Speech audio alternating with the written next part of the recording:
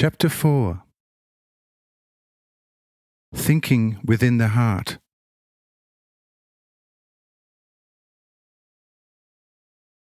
Says Cyrenius, "Lord, for me, thinking in the heart just will not work, because already in childhood I was taught to think in the head.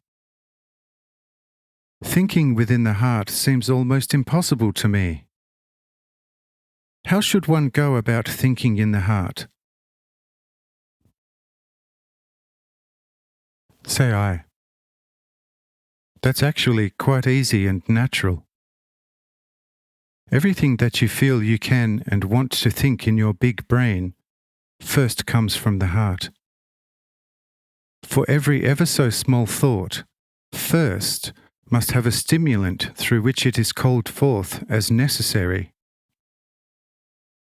Only after the thought is animated and produced in the heart, in accordance with some need, does it rise to the brain of the head for examination by the soul, so that the latter can set the bodily limbs into the corresponding movement, so that the inner thought may, so to say, become a word or deed. But for any man to think just in the head is a sheer impossibility. For a thought is a spiritual creation, and can therefore not arise other than within man's spirit, which resides in the soul's heart, and from these animates the entire man.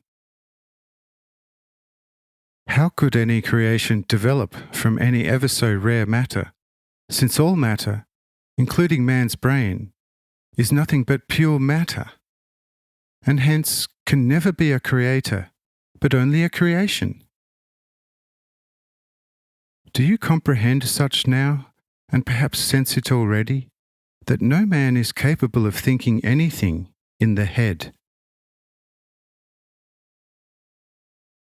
Says Cyrenius, "Lord, I do indeed sense this now quite vividly. But how does this take place? It now seems to me as if I had always been thinking only in the heart. Strange. How is this? Indeed, I feel actual words in the heart, and that spoken words. And it no longer seems possible to me to formulate a thought in the brain."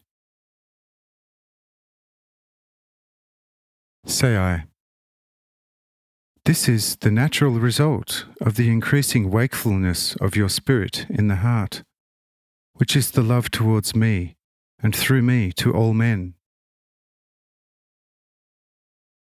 With people whose love has not yet awakened thus, the thoughts, although forming in the heart as well, on account of the latter being still too material, are not discerned within same, but only in the brain, where the thoughts of the heart, already more material on account of the arousal to action, develops pictorially, amalgamating with the images which have imprinted themselves in the brain tablets, pyramids, the translator, from the outside world through the body's senses, becoming, so to say, material and bad in the soul's view, and therefore having to also be regarded as the necessarily evil basis for men's deeds.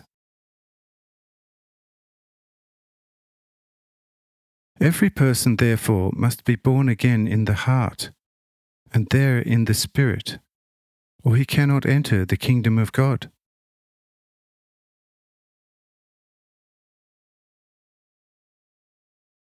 Says Cyrenius to Peter, who was standing next to him, "Do you actually understand this thing about the born-again spirit within the heart, and what and where the kingdom of God actually is, about which he and the angels constantly speak, and which they promise us for the future because of our faith?"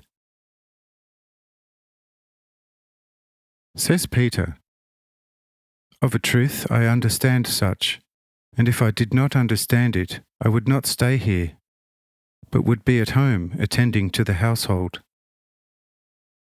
Explore your own heart, exalted Lord, and there you shall in a short time discover more that I could explain to you in 100 years. Look at us, his first disciples and witnesses. Nevertheless, speak more with him than you, and many others not by word of mouth. For we speak with him solely in our heart, asking him about 1,000 things, and he answers us in clear, distinct thoughts, and thus we have a twofold benefit. For an answer by the Lord in a man's heart is, as it were, already his vital constituent, whereas the external word can become a vital constituent only through constant activity for the soul's practice. And in this way you can, exalted Lord, ask also those matters regarding Satan, and the Lord shall then lay the right answer into your own heart so quietly and secretly that the myriad-eared Satan shall be incapable of hearing it. And in the same way, you can also ask the Lord about the rebirth of the Spirit in the heart, and about the kingdom of God, and presently the clearest answer shall be given you. Says Cyrenius, "Of a truth, now I am clear about something that intrigued me a few times. Why you hardly ever speak a word with the Lord. Very well, I shall try it. If the Lord secretly shows you such grace, then he will also do so with me. Because the fact that I, so to say, hang up my heavy official duties on a nail, spending time with him and fortifying my soul with every word from his holy mouth, proves that I love him beyond all measure. I think that out of sheer love for him, I am doing and have done more for him than all of you together. For I have known him as a tender child, and looked after him and his parents and brethren in then heathen's land abroad. And whilst you have sacrificed only your fishermen's nets to him, I am ready to at once lay down my worldly honour for him, if he were to accept it, and follow him faithfully as the least among you, putting my life on the line for him and yourselves, as indeed I have done already a couple of times, not to mention what could as a result have easily befallen me out of Rome. If I do all this out of perfect love for him, then he should find me worthy of his grace the way he has bestowed upon you so richly? Say I, and you possess it already, my dearest friend and brother. But that which you already possess, you do not have to still seek and contend for, as if you didn't as yet have it. Hence be at peace, and try in your heart to ask me whatever at all, and I shall lay the answer clearly, distinctly, understandably, and audibly in your heart, which truly loves me above all else.